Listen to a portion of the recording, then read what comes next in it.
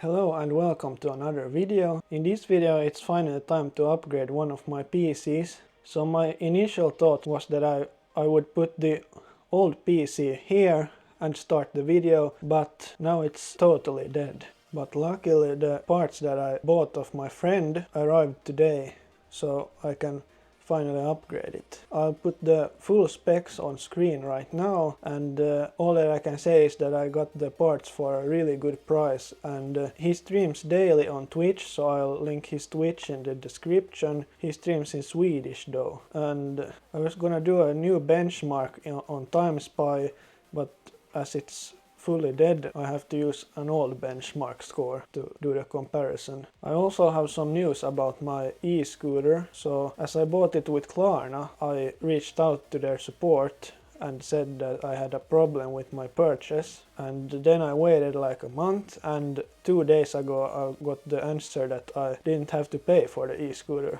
So I got it for free. So tomorrow I'm gonna order a new battery for it, and then I'll make a video when I change out the battery and hopefully it works. But yeah, let's start the build.